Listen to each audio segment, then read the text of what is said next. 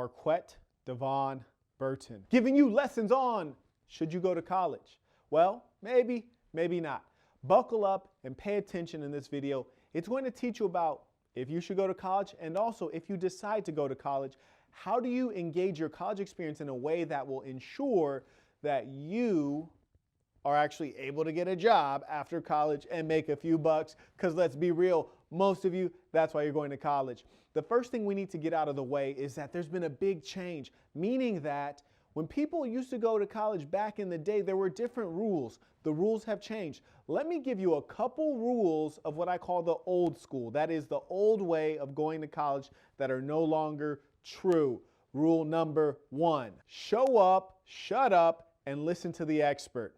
That is no longer the case. You used to show up to university, sit down, take notes as the professor lectured, and then you basically have an exam in which you write down the things that you heard the expert say. College is no longer that way.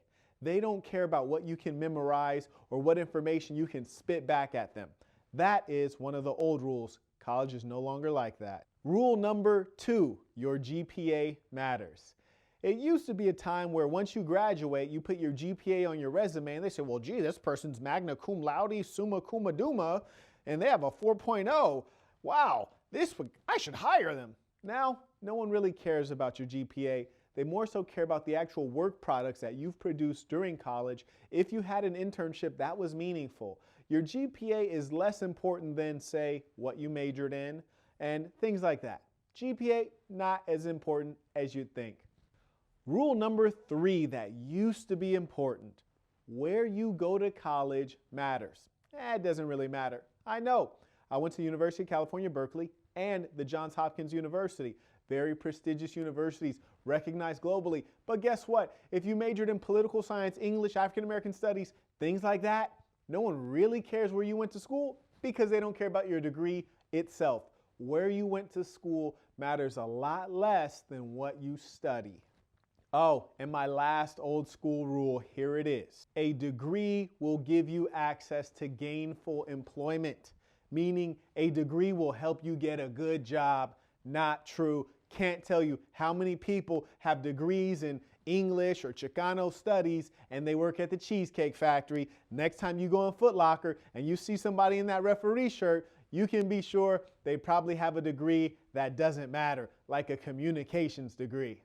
The reason I've described those rules for the old school is because if you go to college today and you follow those old rules, you will come out and you will be uneducated and you will experience failure, disappointment, and debt. And I know all about it. I went to very prestigious schools, got excellent grades, and then came out and essentially was unemployed. Had too much month at the end of the money. So I have developed 3 principles for the new school, principles that will allow you to thrive, and they've allowed me to thrive. So pay attention.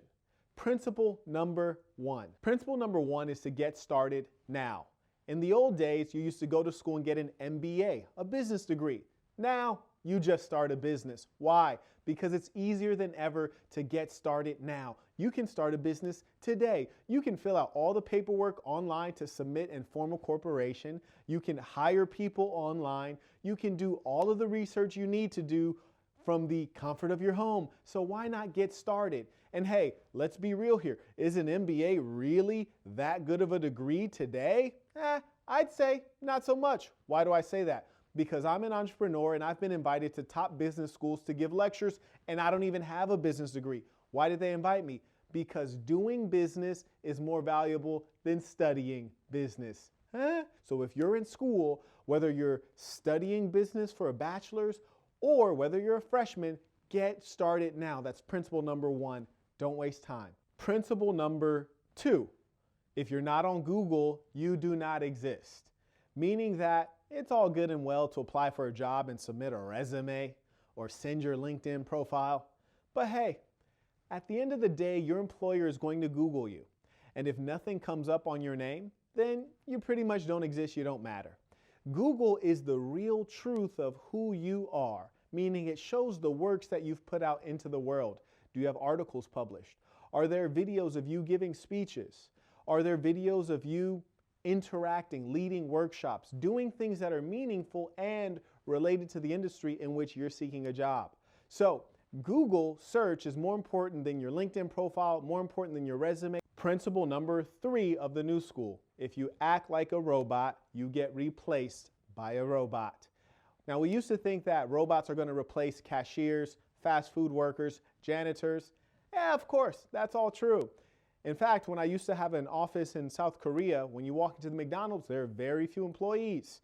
Mostly you just type in your order on a computer, on an iPad, you pay at the iPad, and then the computer tells you your food is ready, and you go pick it up. You might not even see a human being. But hey, did you know that now doctors are being replaced by computers? There are robots that literally can do surgery better than a human being's hand can. I bet you didn't know that. I say that to say, when you're in college, make sure you get a degree that requires high skill, requires a lot of humanity, which is creativity, and ensure that the work that you do has a special touch. You must be creative. You must be different. If you do something that can be repeated in a very standardized way, you're likely to be replaced by a robot. And folks, if you don't already follow me, I recommend that you do. Go ahead and click the like button, click the subscribe button, and click the bell so you're notified when I post a new video. And I give out a lot of life game. Let me continue giving you some more meaningful information. They used to say that knowledge is power. Well, actually, knowledge is not power. Knowledge is just information. There are a lot of people with knowledge, they don't have any power. Applied knowledge is power. What this video is about you going to university to gather knowledge that is highly applicable to a job that earns money. You understand? So make sure you do a search of the real job you want, the demand for that job today, and the projected demand in the future, and make sure that you can gain all of the skills and experience as soon as possible to get that job. Because at the end of the day, I hope you're just not going to college for fun. That's some expensive fun. That's like $30,000 a year worth of fun, which you will have to pay back. And let me give you a pro tip.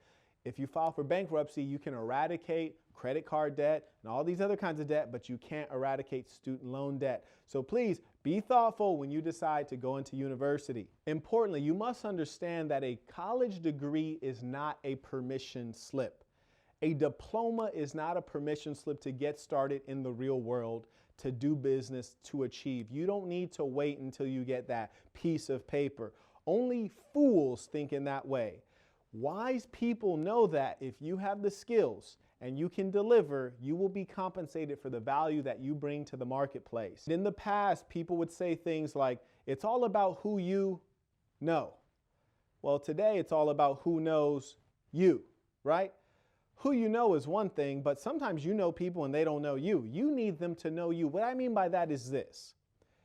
If people know you, meaning that they're familiar with your work, then they can recommend you. In the past, people used to have to get a reference letter. Today, you don't really need references because someone can search and find out about you online.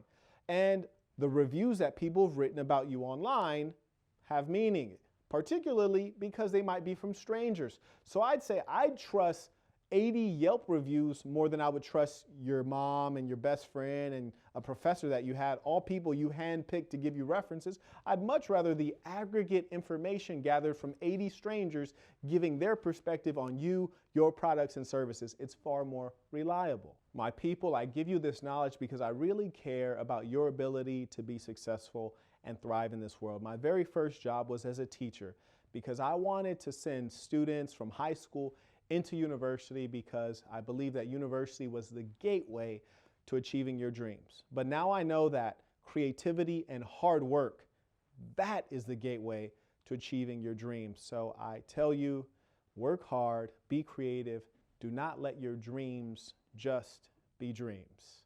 Marquett, Devon, Burton. Thank you for joining me.